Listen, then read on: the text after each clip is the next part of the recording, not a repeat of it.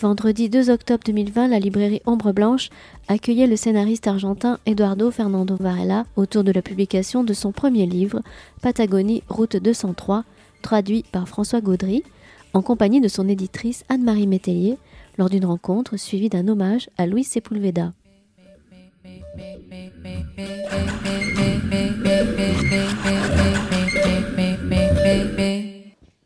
Bien, bonsoir à toutes et à tous, très heureux de vous retrouver.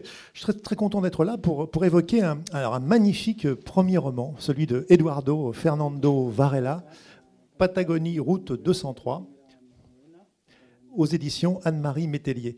Jean-Marc Laherrère, dont on va traduire les propos de Eduardo Fernando Varela de l'espagnol vers le français. Anne-Marie Métellier se trouve parmi nous. C'est une soirée assez exceptionnelle. Alors, bienvenue Anne-Marie, on est très heureux de vous retrouver. Vous présidez aux destinées de votre maison d'édition depuis maintenant un peu plus de 40 ans, 79, c'est bien ça, là. Voilà, la création.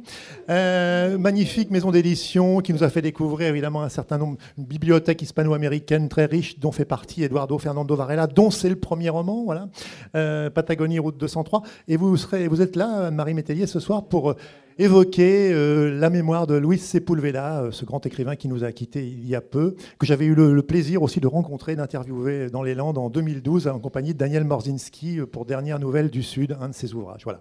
Donc vous évoquerez juste à la fin de cet échange, après vos questions, avant les dédicaces, nous passerons la parole à Anne-Marie Métellier qui évoquera donc Luis Sepúlveda. Voilà. Donc, Eduardo Fernando Varela, c'est votre premier roman, je le disais, et c'est Jean-Marc Laherrère qui traduit les propos. Merci Jean-Marc.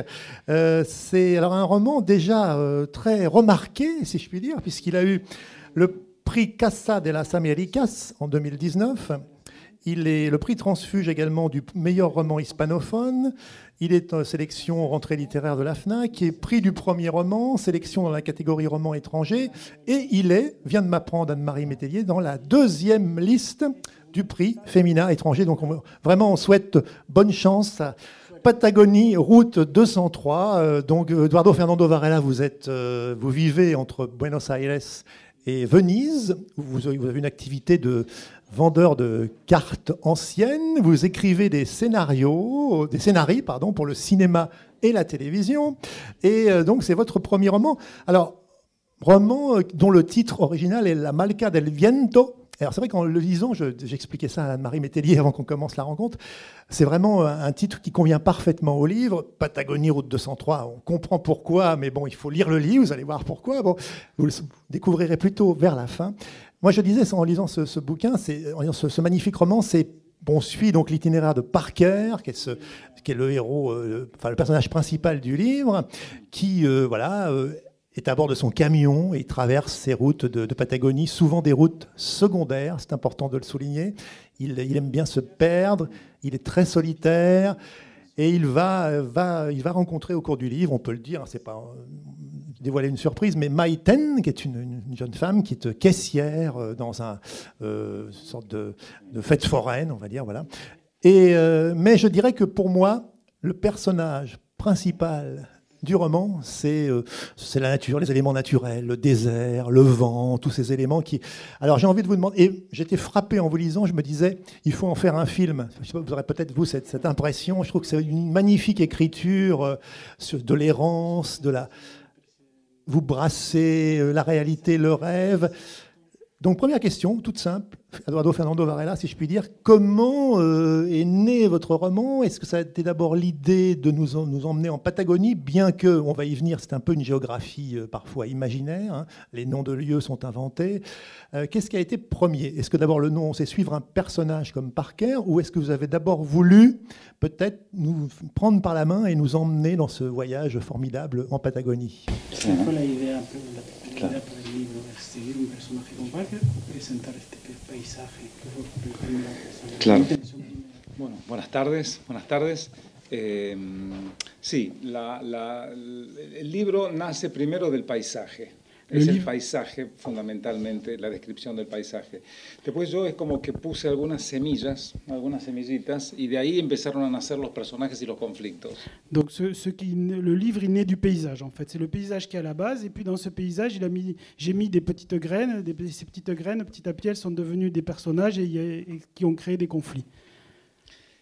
Mi primera experiencia en la Patagonia fue negativa. Yo no quería estar ahí, me llevaron porque estaba haciendo el servicio militar y tuve que ir.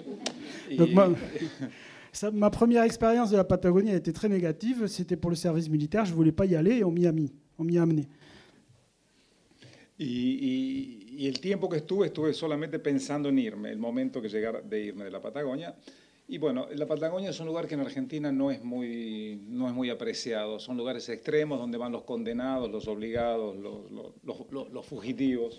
Donc moi, dès que au premier moment où je suis arrivé là, ma seule idée, c'était d'en partir.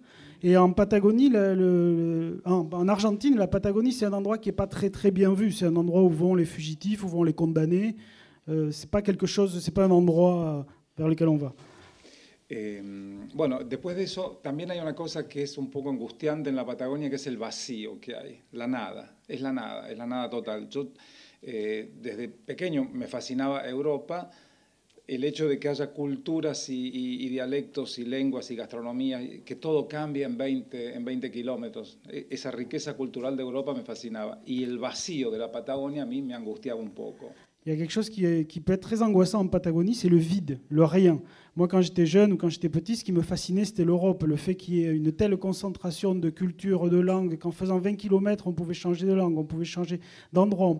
Et alors que la Patagonie, non, la Patagonie, pour moi, c'était très angoissant parce que c'était ce vide, il n'y a rien.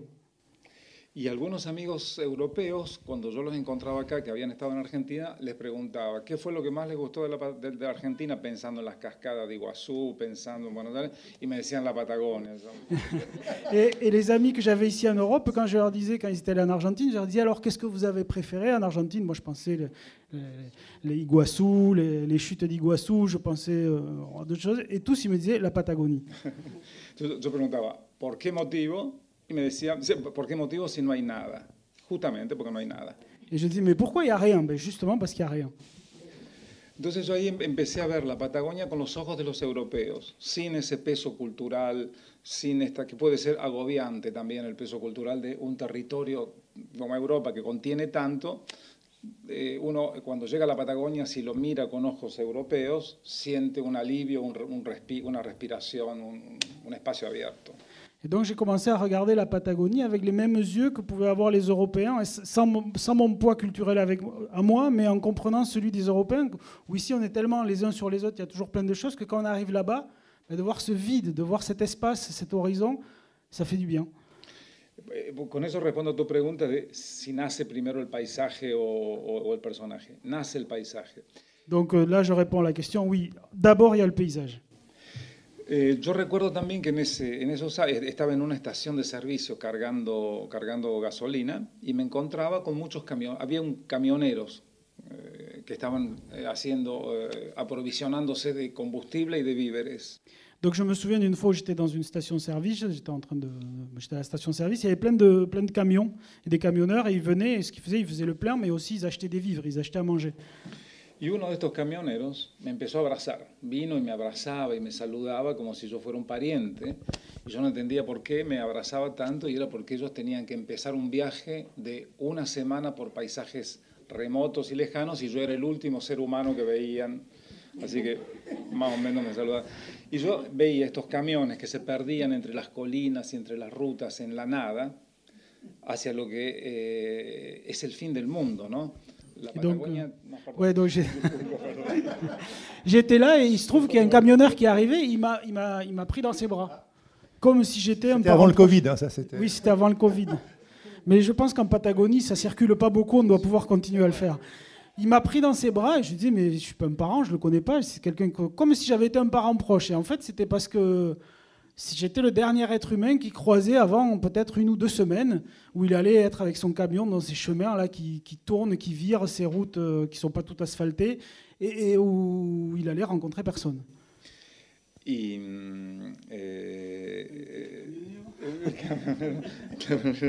entonces yo veía más allá de ese paisaje el fin del mundo. Ah oui, c'est parce qu'il partait par là et par là c'est la fin du monde. Il partait vers le bout du monde. Y a mí me gusta ver, amé el continente americano como algo que baja de los cielos, del norte, de los hielos del norte. Donc moi j'aime bien voir le continent américain qui descend comme des glaces du nord. Que se llena de ciudades perdidas, de volcanes, de cordilleras, de alturas, de civilizaciones. Qui se remplit de volcans, de villes perdues, de civilisations, de forêts, de montagnes, de la sierra, les montagnes. Y a la altura de la Patagonia se achica el cono sur y es como que se mete en el agua, se pierde en el océano, desaparece tragado por los mares del sur. Et en arrivant au bout, à la Patagonie, il devient de plus en plus petit et puis il plonge, il va se perdre dans les mers du sud. Enfin, du sud, c'est pas les mers des Caraïbes, c'est les mers de... Voilà. Il s'étrécit et il va plonger dans la mer. Ese clima de fin de mundo es lo que yo quise reproducir aquí con estos personajes. Et c'est ce climat de fin du monde que j'ai voulu reproduire, de bout du monde, ou fin du monde, que j'ai voulu reproduire avec mes personnages. Si je puis me permettre, Eduardo Fernando Varela, je vais lire le début de votre texte, le début du roman, parce que je trouve que d'entrée de jeu, on est totalement dans l'atmosphère, dans l'ambiance, et voilà, vous nous embarquez, on vous lâche plus, et on rentre dans une sorte de rêve éveillé par moments. Enfin, c'est assez troublant.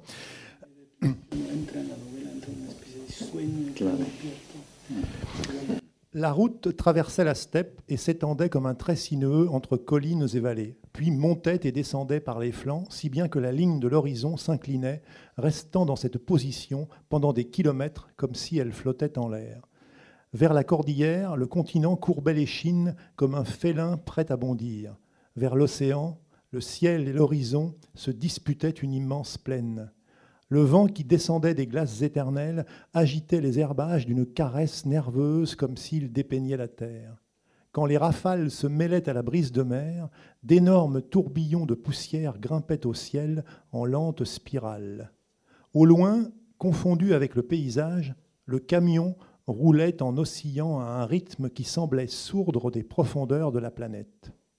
Les courbes molles du terrain lui donnaient des allures de serpent paresseux, et plus qu'un déplacement, c'était un glissement, une reptation liquide sur la surface inclinée.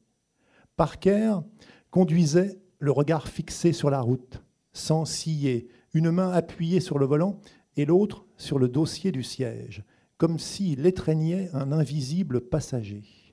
Après des heures de solitude et de vide, il voyageait hypnotisé par le mouvement lent et régulier, l'esprit dans le vague, bercé par le roulis.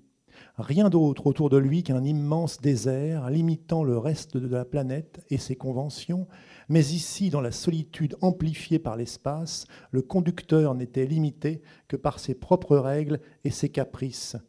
Parker transportait pour le compte d'une mystérieuse entreprise un chargement de fruits depuis les vallées fertiles jusqu'au port lointain de l'océan Atlantique, où arrivaient les ultimes routes maritimes de l'hémisphère sud qui communiquaient avec l'Est.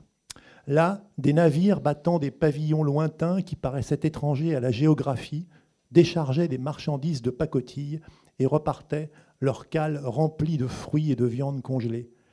Parker traversait les heures et les monotones journées de route immobilisé sur son siège et conduisait le véhicule en s'imaginant dans une capsule spatiale. Il était enfermé dans la cabine encombrée de vêtements éparpillés, livres, bouteilles de bière, thermos de café, cassettes de musique, bouts de cartes déchirées, qu'il devait assembler comme les pièces d'un puzzle pour consulter l'itinéraire. Photographies personnelles collées sur la paroi de la cabine et objets d'artisanat en bois peint qui pendaient du plafond comme privés de la force de gravité.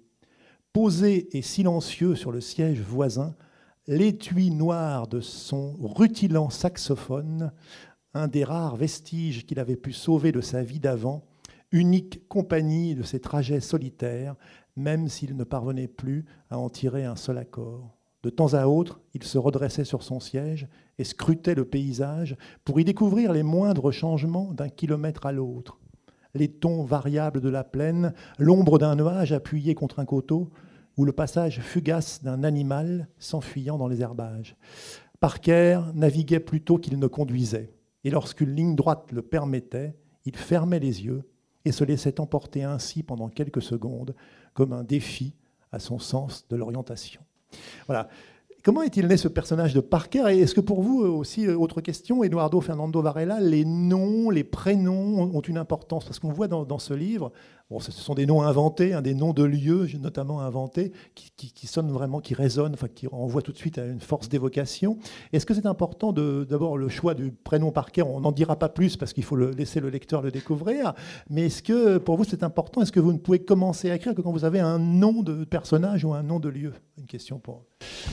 ¿Por qué Parker? Este nombre, y si necesitas tener los nombres de los lugares y nombres de personajes para empezar a escribir. Y ayuntamiento, los nombres que son muy evocativos, que entiendo que no son reales. Claro. Sí. ¿Por qué esos nombres y cómo empezás? Si necesitas esos nombres para empezar a escribir. Claro. ¿Por qué Parker? Sí. Bueno, Parker porque yo veía que tocaba el saxófono y que podía llamarse Parker, pero como es un cliché, después se explica que se llama Parker por otro motivo, no por el saxófono. Donc, comme il jouait du saxophone, Parker, c'était un peu un cliché. Mais après, on va s'apercevoir que c'est pas pour ça qu'il s'appelle Parker, que c'est pour une autre raison. Una forma de sorprender al lector también. Une façon de surprendre le lecteur. Ah, la toponimia, sí, los nombres de los lugares. Todo este territorio vacío de cultura y de historia tiene los nombres según los estados de ánimo que tenían los que llegan, los colonos, los primeros navegantes. Donc tous ces lieux qui étaient vides de culture et d'histoire, ils vont avoir les noms qui étaient liés à l'état d'esprit des gens qui arrivaient, que ce soit des colons ou des navigateurs. Y cuando yo trataba de construir nombres, de inventar una toponimia, me daba cuenta que los nombres que yo inventaba eran menos literarios que los nombres reales, o menos absurdos también. Et quand j'ai essayé d'inventer ces noms, d'inventer ces toponymes, en fait, je me suis aperçu que les noms que moi j'ai inventés étaient moins littéraires ou moins absurdes que les vrais noms, que les noms qui avaient été donnés à l'époque. Sí, hay lugares como Puerto Deseado, Bahía Desesperación, Río del Hambre. Donc, il y a, todo es verosímil, nada es verdad, pero todo es verosímil. Il y a le fleuve de la faim, il y a la baie de la désolation, il y a le port désiré. Río Seco, hay como 10 ríos que se llaman Río Seco. Il y a à peu près 10 fleuves secs, Río Seco, fleuve sec, ou rivière sèche. Entonces, bueno, yo sí, inventé esa toponimia, pero me di cuenta de que no estaba a la altura de la real. Mais donc j'ai inventé ces noms, mais je me suis aperçu que j'étais pas à la hauteur de la réalité.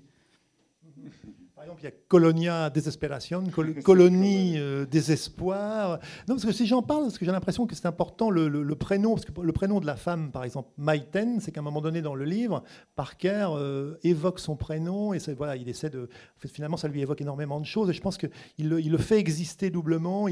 Bon, voilà, sans raconter, bien sûr, c'est une rencontre entre deux, mais donc est-ce que les noms, les prénoms ont vraiment une importance, je trouve, chez vous que los nombres una gran importancia, ¿no?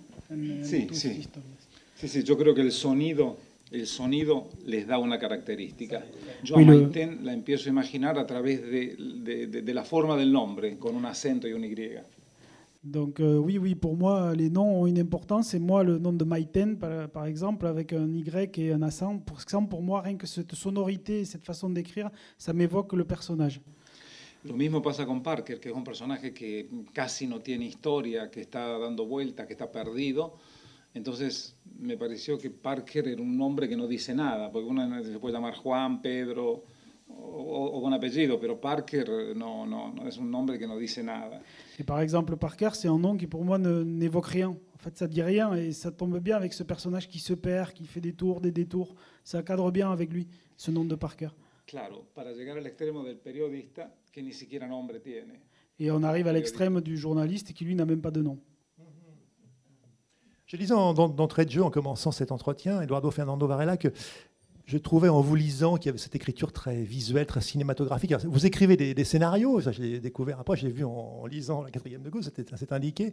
Est-ce que justement quand vous écrivez comme ça, parce qu'on se laisse complètement porter, il y a un rythme qui va jouer, il y a des alternances, parfois ça prend quand même un peu de vitesse, mais c'est un rythme volontairement, je trouve, lent, mais prenez pas ça c'est un compliment. On est totalement à l'unisson du paysage et totalement à l'unisson finalement de ce que peut-être ressentir votre Parker, qui se laisse un peu dériver, comme on peut le dire. Donc, est-ce que quand vous écrivez, vous avez un peu comme ça une structure, un plan, une idée, parce que vous écrivez des scénarios, je me suis posé la question, ça. Est-ce que vous savez forcément où vous allez, ou est-ce que, comme un peu là, on se laisse un peu dériver, balader au bon sens du terme? Voilà, c'est une question. Cuando uno lee, es lento, pero en el buen sentido del término, que uno se deja ir con el personaje. Quería saber si vos cuando escribiste tenías al principio, sabías dónde ibas o si empezaste y que también como el personaje seguiste un poco llegando donde... Yo no sabía dónde ir, estaba perdido como el personaje. Je ne savais pas où j'allais, j'étais perdu comme le personnage. Pero tenía una estructura, la estructura del guión que prevé giros de la historia, historias paralelas. Entonces eso estaba pensado, eso estaba. Otra de las imágenes... J'avais une structure par contre, c'est-à-dire je savais où c'est qu'il y aurait des virages, je connaissais qu'il y avait quelques histoires parallèles comme une sorte de scénario un peu. Ça je l'avais, cette structure.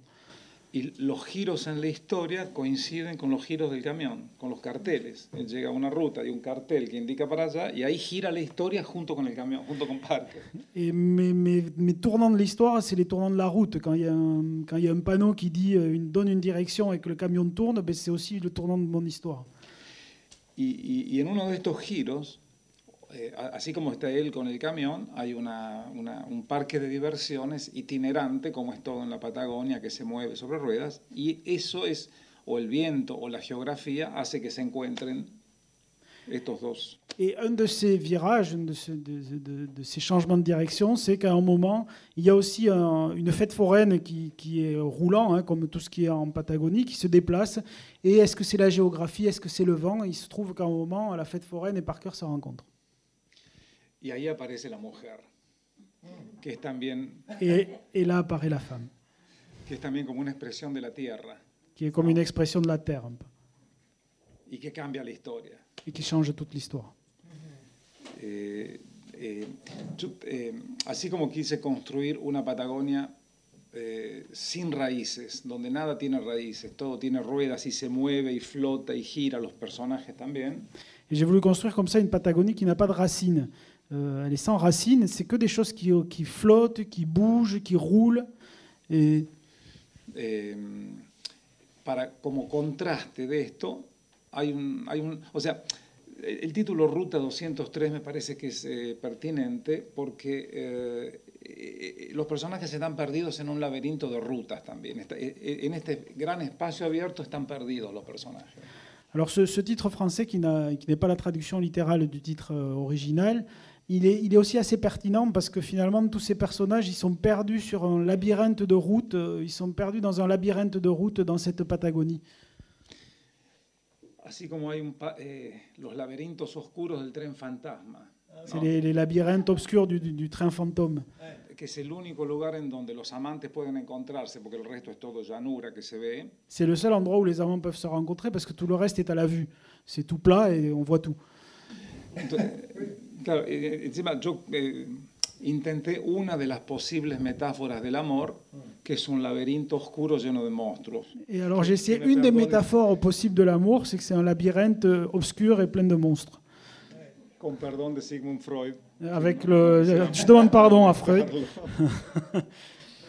y bueno, ahí sucede. Y después hay otro laberinto, que es el laberinto que está afuera. Es el laberinto de la Patagonia, de las rutas que van y se cruzan, en donde los personajes también se pierden y en donde aparecen algunos monstruos también. Et il y a un autre labyrinthe qui est à l'extérieur, qui est ce labyrinthe de routes qui tournent, qui se croisent, où les personnages se perdent, et où là aussi peuvent apparaître des monstres. Los nazis, por ejemplo. Comme les nazis, par exemple. Et tous ces personnages, il y en a un certain nombre, on va laisser le public évidemment lire votre livre, je recommande vivement, vous l'aurez compris, de lire ce magnifique premier roman, mais est-ce qu'il y a des personnages plus important pour vous que certains? Est-ce que par exemple le personnage du journaliste qui est en recherche, qui est important, qui rencontre régulièrement Parker, finalement c'est un livre sur la perte et aussi sur... Il faut savoir se perdre pour se retrouver. Moi je l'ai lu un peu comme ça, parce que c'est vrai que c'est routes un peu bancales, sinueuses. Bon. Et ce personnage du journaliste qui est finalement, si je me souviens bien, en quête de sous-marins nazis. Comment est-il né aussi? Parce que c'est vrai qu'il y a une galerie de portraits. Alors, il y a les pompistes, il y a un pompiste qui est sans essence, il y a des garagistes un peu fous. Enfin, bon, c'est vrai qu'on est vraiment à la fois dans le domaine de la réalité, du rêve, aussi du fantasme. Comment est-ce qu'ils sont tous un peu nés? Est-ce qu'ils sont arrivés? Dans quel ordre sont-ils nés? Et finalement, est-ce qu'il y en a un qui a pris peut-être plus d'importance qu'un autre? Muchos personajes que se encuentran así, para saber cómo nacieron todos esos personajes, y si dentro de todos esos personajes hay uno que sea más importante que los otros, porque quizás el periodista está dando Sí, sí. En esa tierra árida y seca, que no produce nada, estéril, produce gente, producen personas, personajes. Cette terre aride, sèche, sur laquelle quasiment rien ne pousse, qui ne produit rien, ben, si elle produit des personnes, elle produit des personnages. Y hay una forma de decir en Argentina sobre la gente, es decir, Dios los cría y el viento los amontona. Ah, alors il y a une façon de dire en Argentine qui est c'est Dieu les élève et le vent les met tous ensemble. Y aparecen, siendo un territorio vacío de historia, las historias se las inventa la gente. En la Patagonia, la gente está convencida que hay extraterrestres y submarinos nazis que llevaban el tesoro de los nazis y por donde también se dice que pasó Hitler. Alors comme c'est un lieu qui est vide et qui n'a pas d'histoire, les gens inventent des histoires. Et donc en Patagonie, ils pensent qu'il y a des extraterrestres, il paraît qu'il y a des sous-marins nazis qui sont venus avec des trésors, il y en a même qui pensent qu'Hitler est passé par là. Butch Cassidy et the Kid. Et je repasse là. Butch Cassidy et the Kid. Et je repasse là. Eso es de verdad pasaron. Entonces, estaba con los personajes, el periodista, cómo nacen, sí, si el periodista es más importante que los otros. Claro, entonces el periodista representa un poco la utopía. Non, esto quería decir, ahora me acuerdo. Le journaliste, il représente un peu l'utopie, mais il revient, c'est autre chose qu'il voulait dire. No habiendo tradiciones, no solamente la Patagonia, toda la Argentina es un país nuevo con poca historia, que se inventa la historia, donde no la hay se la inventa. La historia que enseñan en la escuela es toda inventada también. Alors dans ce pays qui a très peu d'histoire, mais même toute l'Argentine a peu d'histoire, c'est une histoire qui est récente, qui s'invente, même l'histoire qu'on apprend à l'école, elle est inventée. Claro. Entonces se inventan mitos. Alors on invente des mythes. Yo me acuerdo que no en la Patagonia, en la provincia en donde yo nací, existía la fiesta nacional de la masa vienesa. La masa vienesa sería las galletitas, las masitas, las pastitas esas, ¿no? Donc dans la province d'où il vient, il y a une fête qui est la fête nationale d'une sorte de biscuit. De Viena, Masita. Vienesa. Vienesa, de Viena, de la capitale de Austria. Ah, de Vienne, de la petite, du petit gâteau qui vient de viennois, on va dire. Si la gente en Viena supiera de que hay una fiesta de las galletitas en Argentina, se morirían de la risa porque es absurdo. Sin embargo, si les Autrichiens savaient ça, ils seraient morts de rire, c'est absurde. Y del mismo modo, yo acá inventé la fiesta nacional del submarino alemán. Et donc, de la même façon, moi ici, j'ai inventé la fête nationale du sous-marin allemand. Que después, si es verdad o no es verdad, para no adelantar el final, queda suspendido. ¿Qué pasa con los submarinos? Et là, je ne vais pas révéler si c'est vrai ou pas, parce que ça, il faut lire le livre. Je trouve aussi, je disais, ce qui m'a frappé en vous lisant, c'est que, alors bon, il est écrit, il n'est pas écrit, vous auriez pu choisir peut-être, je ne sais pas si c'est important pour vous, je vous pose la question, Parker aurait pu raconter son histoire et dire « je », parler à la première personne, alors que le livre est écrit à la troisième, c'était des évocations, il prend, bon. Est-ce que c'est important pour vous ce choix justement de la personne, le choix de la narration? Est-ce que du coup, vous vous êtes dit tout de suite, je vais l'écrire à la troisième personne, ou est-ce que vous avez hésité? Voilà, c'est une question. Sí, voy a poder ser una narración a la primera persona de Parker. vos hiciste otra lección y si es importante justamente contar un punto de vista exterior, diciendo por qué pasa. Claro, sí, exacto. Oui. Está narrado en tercera persona porque quería que fuera un narrador lejano, omnipresente, que cuenta las cosas con una óptica distinta. Oui, oui, j'ai fait exprès de faire la troisième personne parce que je voulais que le narrateur, ça soit quelqu'un qui soit un peu loin et puis surtout qui sache tout et qui puisse raconter les choses telles qu'elles arrivent, mais avec un point de vue un peu extérieur, un peu loin. Y también en tercera persona para alejarme yo de Parker, para Et no puis, terminar pareciéndome. Et puis j'ai voulu faire ça aussi pour m'écarter moi, m'éloigner moi de Parker pour pas qu'il me ressemble ou que je lui ressemble trop, Para crear una distancia. pour créer une distance. J'ai une question qui m'échappe, je voulais vous poser une question. Oui, en fait, finalement, est-ce que ce n'est pas aussi un livre finalement sur deux personnages qui incarnent finalement comment dire, des caractères très différents, des composantes différentes. Alors un être solitaire, Parker, essentiellement solitaire, et finalement Maiten, qui est une femme qui peut-être rêve que d'une chose, d'aller vivre à Buenos Aires, d'aller vivre dans la grande ville. Peut-être, voilà. Est-ce que c'est pas ça que vous avez voulu aussi peut-être faire en écrivant ce très beau roman, Eduardo?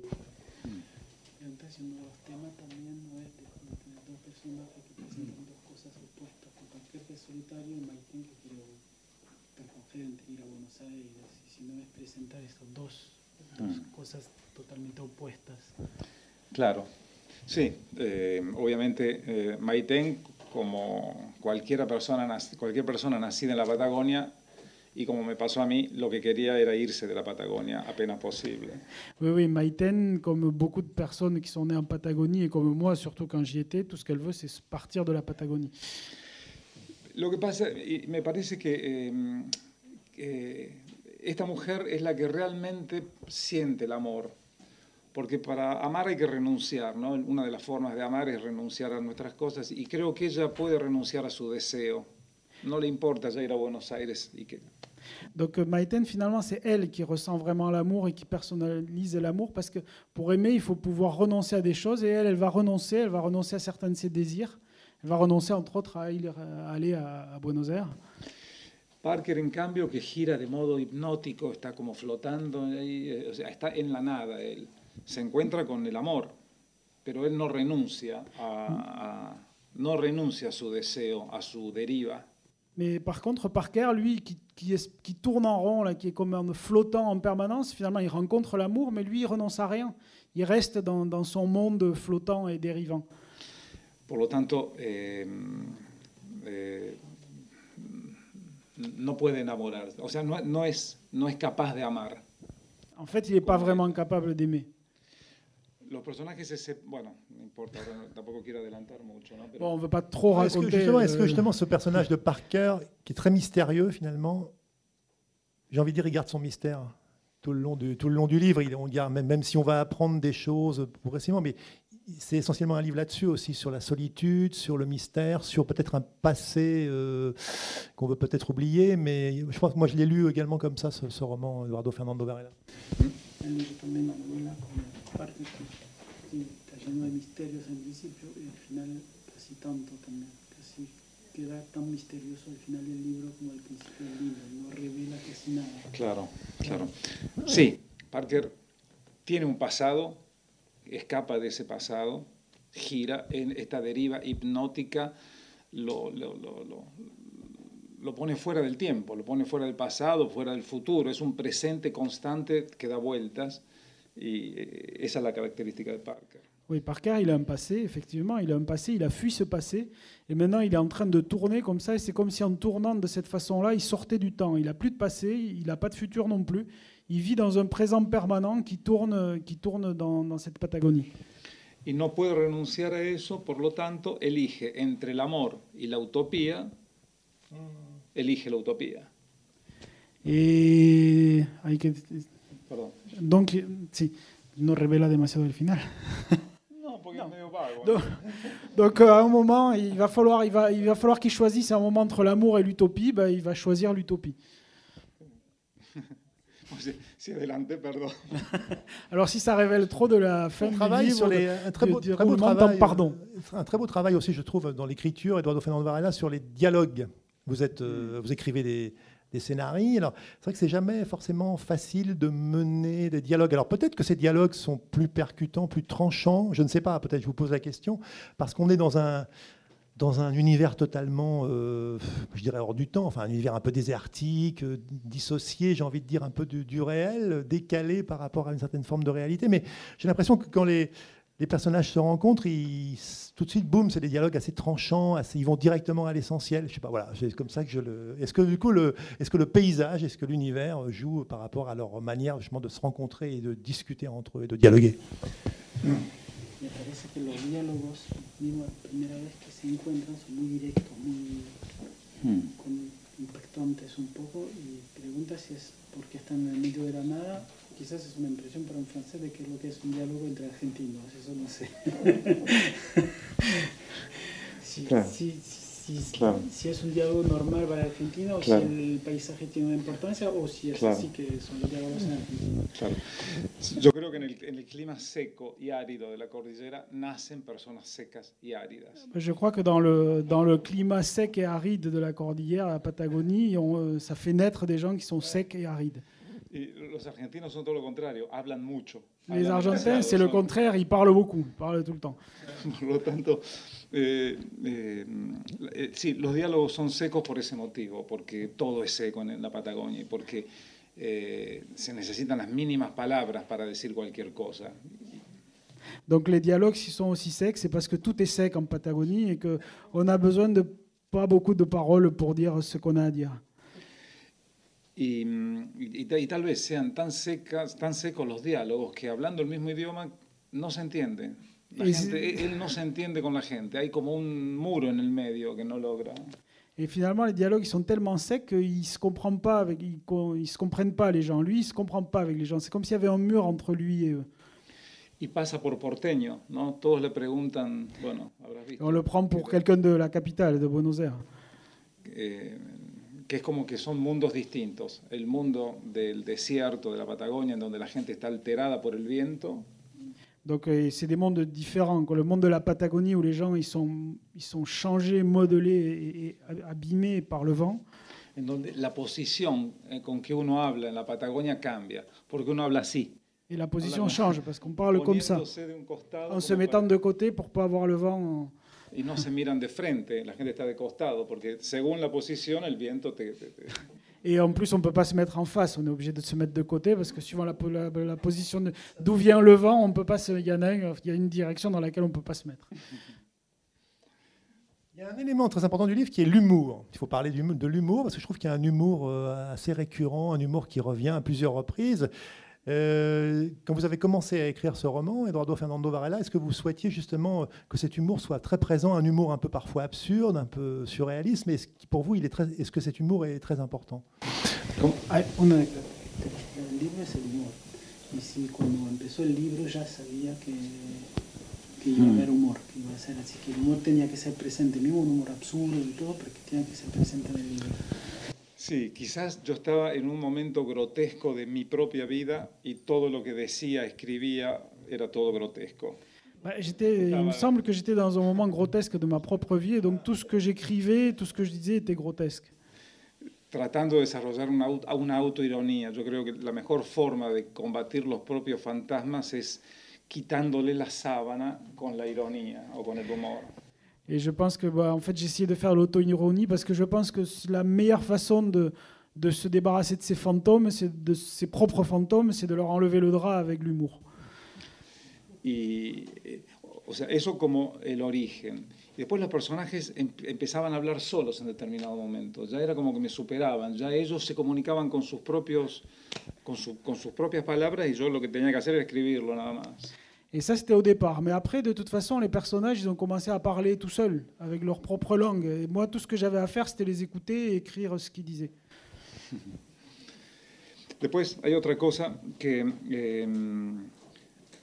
entre las imágenes principales, el libro empezó llamándose La Ruta, porque estaba inspirado de algún modo en La Strada de Federico Fellini. Donc le livre au départ il s'appelait La Route, alors c'était La Route, c'est celle de Fellini, pas celle de McCarthy. Sí, yo ya le pedí perdón a Freud, ahora le tengo que pedir perdón a Fellini también. Et donc il a déjà demandé pardon à Freud, il va demander pardon à Fellini aussi pour La Strada. Hay dos almas perdidas. Yo veo que en la Strada hay dos almas perdidas y a veces uno se imagina que de dos almas perdidas nace un encuentro. Dans La Strada, il y a deux âmes perdues et on imagine que à partir de deux âmes perdues va naître une rencontre. Y a veces lo que surge es un doble desencuentro. Et quelquefois, ce qui arrive, c'est un double, alors desencuentro, un double ratage, une double non-rencontre. Je ne sais pas le mot français là qui m'arrive. Désolé. Bon. Donc desencuentro, c'est le contraire de rencontre. Ah, claro. Y bueno, yo después me di cuenta de que el libro, la escritura es en blanco y negro. Por influencia de una película en blanco y negro, yo creo que está escrito en blanco y negro ese libro.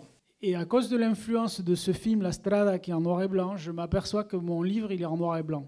Mon écriture, elle est en noir et blanc. Que le da un clima más decadente, más de tristeza, más de soledad, el blanco y negro. Et ce noir et blanc, ça lui donne une ambiance un peu plus décadente, de tristesse, de solitude.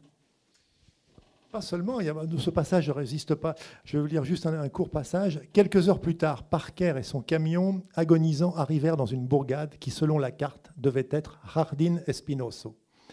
Jardin épineux, au bord de la rivière du même nom. En l'absence de panneaux indicateurs, il dut interroger un homme âgé qui fumait, assis sur une pierre, les yeux fixés sur l'horizon, à l'entrée du bourg. Parker le salua aimablement. « C'est Jardín Espinoso ici ?»« Non, monsieur, ici c'est El Suculento, le succulent. »« Vous pouvez me dire où est Jardín Espinoso ?»« Oui, monsieur. C'était ici même. » Parker lui demanda de répéter, mais il ne comprenait pas ce que l'homme voulait dire. Avant, c'était Jardín Espinoso ici, mais plus maintenant. Maintenant, c'est El Suculento. Parker observa les alentours à la recherche de quelqu'un de sensé à qui poser la question, même s'il ne cherchait plus à comprendre. Ne voyant personne, il insista par pure curiosité. « Comment on fait alors pour aller à Jardín Espinoso ?»« C'est impossible, monsieur. Personne ne peut plus jamais aller à Jardín Espinoso, pas même nous. Et pourtant, nous y sommes nés. » Il y eut un long silence où tous deux se regardèrent avec un mélange de curiosité et de condescendance. Parker comprit qu'il devait suivre la logique du bonhomme s'il voulait tirer la chose au clair. Mais alors, qu'est devenu Jardín Espinoso ? Qu'est-ce qui s'est passé ?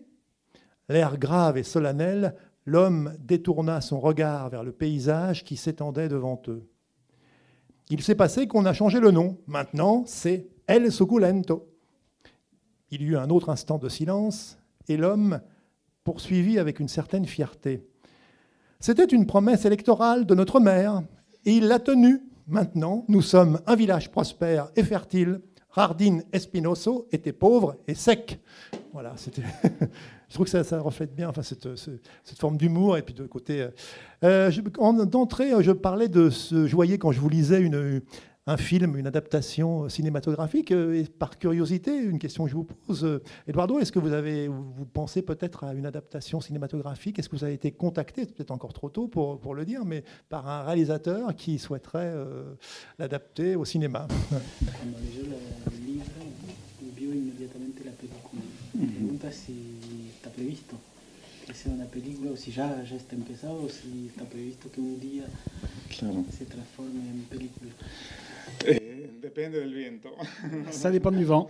Bonne réponse. No hay nada previsto. Yo espero que sí, porque me gustaría ese pasaje de lo literario a lo cinématographique. Bon, pour l'instant, il n'y a rien. Moi, j'aimerais, parce que j'aimerais bien passer de la littérature au cinéma, mais pour l'instant, il n'y a rien de prévu. Después yo no sé, me gustaría como una experiencia nueva, después no sé qué puede salir de eso, ¿no? Cómo se hace para transcribir tantas veces una cosa que de guión se convierte en novela y de novela otra vez en guión, ya es como que... Porque era un guión al principio. Sí, era un guión al principio. Ah ouais, donc il ne sait pas ce que ça pourrait devenir, parce qu'au départ, ça, c'était un scénario, en fait. Le scénario a été transformé en roman et j'ai dit je ne sais pas trop comment ça se retransformerait en scénario pour devenir un film. Peut-être on va vous passer la parole. Avez-vous des questions, des remarques, des réflexions pour Eduardo Fernando Varela à propos de Patagonie, route 203, donc aux éditions Anne-Marie Métellier.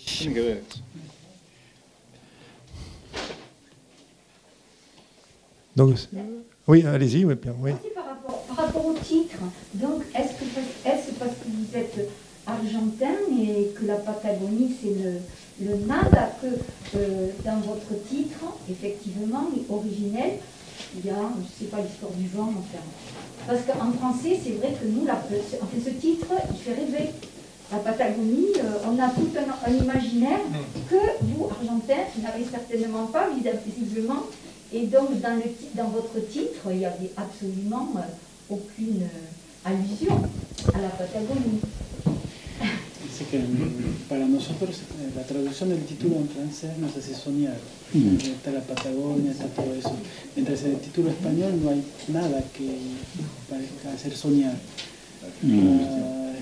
La question c'est pourquoi est-ce que vous... Non, c'était plutôt une remarque, oui, en fait, j'imagine.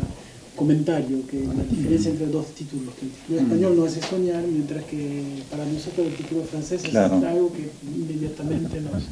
Claro, si el título invita a soñar, es mejor ese título que La marca del viento, que por ahí no es muy invitante. Bah, si le titre français invite à rêver, alors il est meilleur que le titre espagnol qui, lui, n'y invite pas. Y en español no puede llamarse Patagonia Ruta 203 porque la gente pensaría que es una guía de viajes. Je ne peux pas appeler ça en espagnol Patagonia Route 203, sinon les gens vont croire que c'est un guide de voyage. Y nadie iría. Et personne ne va l'acheter et le lire. Une question, Michel, oui. Oui, je trouve que c'est un livre formidable, c'est en train de l'acheter. Je disais que c'est un livre formidable, c'est en train de l'acheter. Effectivement, on pense à un film. Et moi, j'ai pensé à autre chose. C'est le livre des dissolutions en même temps. Hein, c'est quelque chose qui est dans un paysage qui se dissout. Et paradoxalement, j'ai beaucoup pensé à Alice in Wonderland. Avec ces personnages, la traversée du miroir Alice de Lewis Carroll, avec ces personnages comme ça qui apparaissent un peu fantasques, mais tout simplement absurdes. C'est à la fois le livre des dissolutions pour moi et des révélations. Voilà. Très visuel. Se piensa mucho en Alicia de Lewis Carroll, porque con esos personajes absurdos que aparecen, ¿no? Y también que para ella al mismo tiempo un libro de disolución, o sea que disuelve que de revelación. Sí, no, yo no pensé en Alicia, en el País de las Maravillas, pero me gusta la idea de que la Patagonia sea un lugar igual, un poco delirante, un poco... Sí, delirante, que surge también es casi una alucinación en el caso de Carroll, ¿no? de Alice en el País de las Maravillas. Donc, non, moi, j'y ai pas du tout pensé quand je l'ai écrit, mais ça me plaît bien la remarque, parce qu'effectivement, cette Patagonie, ça pourrait être le pays des merveilles d'Alice au Pays des Merveilles. Sí. No, nada más. Rien de plus. Seulement Michel Tesser qui a écrit un livre, Patagonie. Elle était ici même, l'occasion de m'entretenir avec elle, Michel, là, qui est donc Patagonie chez Serge Safran, éditeur, justement, un très beau texte, un roman. Voilà, donc, il se trouve que le lien est... Voilà. Michel Tesser, qui vient de s'exprimer, là, qui vient de parler. Là, oui, Michel, voilà, juste, je le signale, parce que c'est un très très beau roman aussi. Ouais. Patagonie, en plus, donc c'est le titre. Alors, l'extrait qui a été lu tout à l'heure me fait penser, je ne sais pas si vous l'avez vu, à un film qui s'appelle, alors je ne sais pas comment il s'appelle en français, c'est El viento se llevó lo que, c'est Autant on emporte le vent, mais à l'envers, parce que c'est un village en Patagonie où ils ont des films qui arrivent, mais les films, ils arrivent tellement en bout de course que les bobines sont toujours montées à l'envers, et donc ils voient des films avec le milieu, puis le début, et ils ont une star absolue là-bas, qui est leur dieu, c'est Jean Rochefort. Et Jean Rochefort, un jour, va aller dans ce village parce que c'est le dernier endroit, le seul endroit où on se souvient de lui. Et cet extrait m'a fait penser... Si pensaste en esta película cuando escribiste... Yo no, Pero seguramente estaba en mi cabeza, seguramente. Ce film devait être dans ma tête, mais j'y ai pas pensé en écrivant. No solamente esa película, sino otra película del mismo director, que es Alejandro Agresti, que se llama Alambrado. El Alambrado, no sé cómo lo dice. Le fil de fer, c'est les barbelés, ouais. Il y a un autre film de Agresti qui s'appelle Barbelé, Alambrado.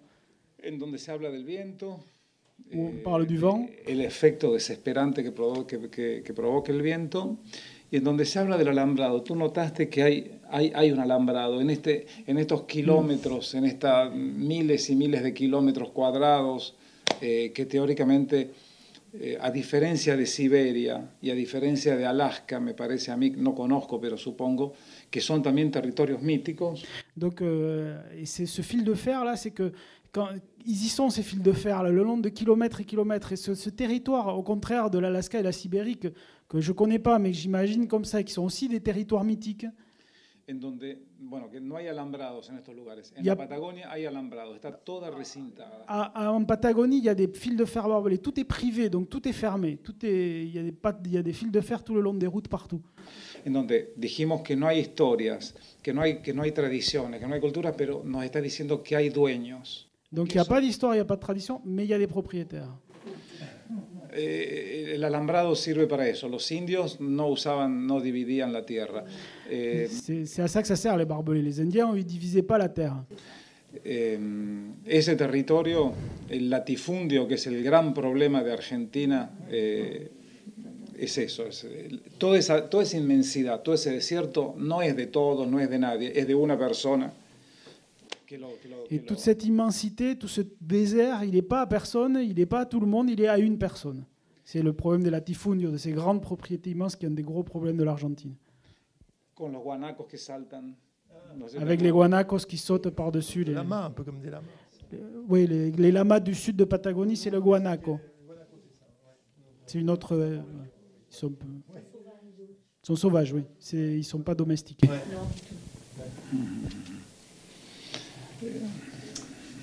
D'autres remarques, réflexions, questions? Avant qu'on passe, on va évoquer donc Luis Sepúlveda en compagnie d'Anne-Marie Metelli, mais si vous avez des questions.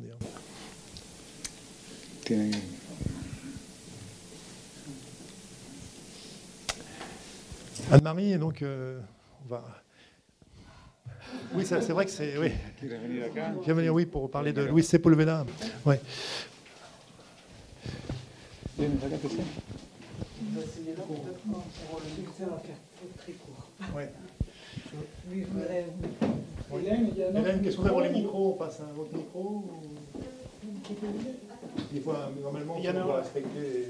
Ah, il ne faut pas toucher les veines. Eh oui, il ne faut pas... Antes, avant que... Est-ce que je peux rajouter quelque chose? Merci. Oui, juste Eduardo va ajouter quelque chose avant que... Sí, antes que tú hables de Luis, quería aclarar una cosita de que esta es una Patagonia inventada, que, claro, traduce ella, si puedes aclarar. Traduction de François Gaudry. Oui. Habiendo ya una Patagonia contada por Luis Sepúlveda y por tantos otros, yo no quise contar una Patagonia ya existente, sino por eso. Oui, Eduardo veut préciser que ça n'est pas une Patagonie réelle, qu'il y avait déjà des Patagonies qui avaient été racontées, en particulier par Luis Sepúlveda, et que donc lui, il a créé une autre Patagonie. Et c'est une vraie réinvention de la Patagonie, vraiment. Moi, je voulais vous dire que ce bouquin, il est arrivé, je croyais que je pouvais te dire debout, ça, mais non.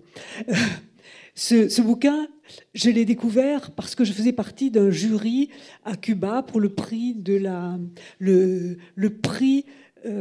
Casa de las Américas.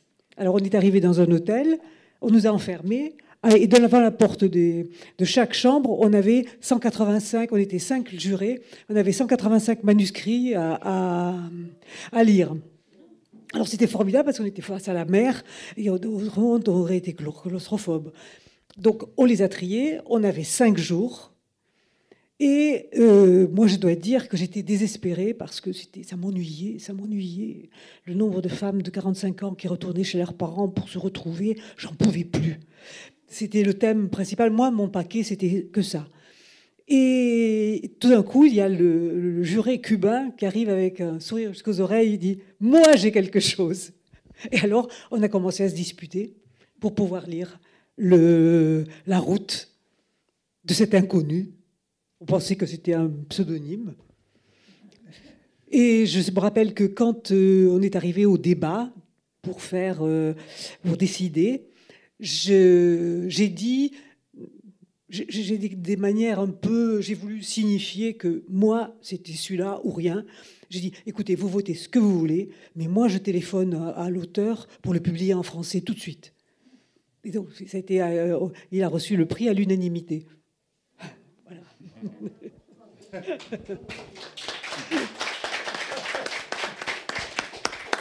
Bon, je pense que les livres, on ne les trouve pas. Ils vous cherchent. Et sur le thème de la Patagonie, il y a Sepúlveda a écrit, et le livre de Sepúlveda, je ne l'ai pas cherché, il est venu à moi. Et c'est ça qui est formidable dans le métier de l'édition, c'est que, en tous les cas, moi je le vis comme ça, il y a des textes qui viennent à moi et qui me cherchent, et qui sont pour moi. Et c'est formidable. Alors, cette Patagonie réinventée, je l'ai peut-être aimée aussi parce que je connaissais la Patagonie de Luis Sepúlveda, dont vous savez qu'il est mort du Covid au mois d'avril. Et je reviens de Biarritz, où le festival de cinéma lui a rendu un grand hommage. Et il y avait sa femme, Carmen Yáñez, qui est poète, et qui a lu un poème que Louis lui avait écrit en 68, quand ils avaient 18 ans. La deuxième fois qu'il l'a vu, il lui a écrit un poème qui était un poème très joli, où il lui prédisait son avenir de poétesse. Parce que les poétesses, elles publient et elle a un vrai public. Et il y a eu... elle ne voulait pas parler, elle était beaucoup trop en deuil. Et puis, Daniel Morzynski, qui est le complice le plus proche de Sepúlveda, parce qu'ils se connaissent depuis 33 ans. Ils se connaissaient depuis 33 ans. Et il l'a suivi et il a documenté toute sa vie avec des photos, ce qui lui a permis à la fin de présenter des vidéos où on a traversé la vie de Sepúlveda depuis 90 jusqu'au mois de mars, où il l'a photographié avant qu'il soit hospitalisé. Et c'était très émouvant d'ailleurs, parce que cette vidéo, je dois avouer qu'il y avait peut-être 180, 200 personnes dans la salle, et que la plupart sont sortis en reniflant. Ce qui montre, pour moi, c'est très important, parce que ça prouve qu'il avait su s'attacher à un public qui avait autre chose qu'une relation littéraire avec lui. Parce que dans l'œuvre de Sepúlveda, quand vous lisez sa Patagonie, la Patagonie des dernières nouvelles du Sud, qui est un livre de rencontres avec ces gens de la Patagonie, et une rencontre assez fantastique et affective avec eux, ou bien quand vous lisez l'histoire de ce gamin du bout du monde qui va chasser la baleine, qui est sur un baleinier, qui ne va pas chasser la baleine, mais qui nous explique ce que sont les baleines, leur importance, ou bien quand vous lisez le dernier livre qu'il a écrit, qui est l'histoire d'une baleine blanche racontée par elle-même, vous voyez que ça va au-delà du plaisir littéraire. Et pour moi, Luis Sepúlveda c'était 3 éléments extraordinaires. Un, c'était un grand raconteur d'histoire.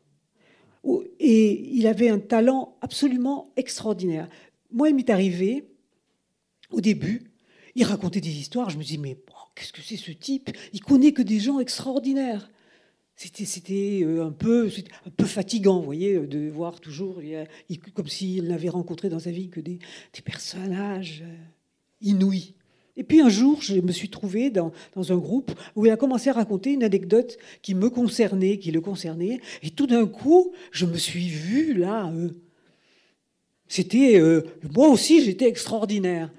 Alors, comme je sais la vérité, moi, je sais que je ne le suis pas. Donc, je me suis dit, voilà, ça y est, j'ai compris ce qu'est la littérature. C'est ce qui permet de rendre le monde quotidien autre, qui le transforme. Et il était un merveilleux raconteur d'histoire, mais vraiment merveilleux. Vous le voyez dans ses romans. Par ailleurs, c'était un styliste extrêmement rigoureux et sévère avec lui-même, parce qu'il écrivait, il disait toujours, il citait toujours Hemingway, qui disait que on peut écrire une belle histoire avec des mots à $2, mais que l'histoire est encore plus belle si on la raconte avec des mots à 2 cents. Et il travaillait ses textes, ils vont à l'os. Il n'y a pas de fioriture, il n'y a rien de trop. Et par ailleurs, il soigne la place des mots dans la phrase. Et c'est très, très important, ce qui m'a permis de me bagarrer avec la plupart des traducteurs en français, parce que le français, et comme dit François Cheng, c'est une langue qui regarde le monde depuis la mezzanine, alors que les autres le regardent depuis le plancher. Le français regarde le monde depuis la mezzanine. Je trouve que cette histoire est formidable, parce que quand vous avez un texte comme celui de Luis, qui est la éthique, et que vous y mettez des périphrases, que vous l'arrangez, vous en faites du bon français, et ben vous n'avez pas rendu le texte. Et c'est ça, et je l'ai vu. J'ai traduit les textes pour les fables animalières, et je me suis rendu compte à quel point c'était difficile de faire avec la langue française, de la faire descendre. Alors on ne peut pas la faire descendre peut-être directement de la mezzanine, mais on peut la faire descendre jusqu'à 2 marches. Voilà, et ça c'est pour moi très intéressant de la part de cet auteur. Et puis, la troisième chose, c'est que je pense qu'il avait un talent extraordinaire. Il avait un engagement dans le monde et auprès de ses lecteurs, un engagement politique auprès des gens dont il voulait raconter l'histoire, et auprès de tous les perdants que nous sommes, qui faisait qu'il nous parlait directement au cœur. Et je pense que c'est le seul écrivain qui m'a fait ressentir, qui a su toucher en moi des choses que j'ignorais et qui étaient belles. Et je pense que quand on le lisait, on se sentait un peu meilleur. Il vous donnait le courage, il vous donnait vous voyez le monde un peu autrement, avec de l'espoir. Et c'est pour ces 3 sortes de raisons que je pense qu'on a perdu un très grand auteur. Et je ne continue pas, parce que moi j'ai perdu un très grand ami. Et je ne peux pas aller plus loin.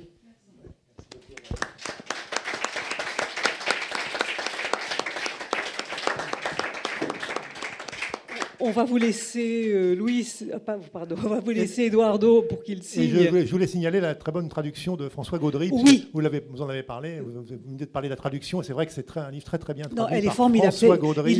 Il a adoré ce livre, ouais. Et il m'a dit « Ah, quel bonheur !» Oui, c'est vrai que c'est vraiment un texte. Merci Jean-Marc Laherrère aussi pour cette traduction en direct.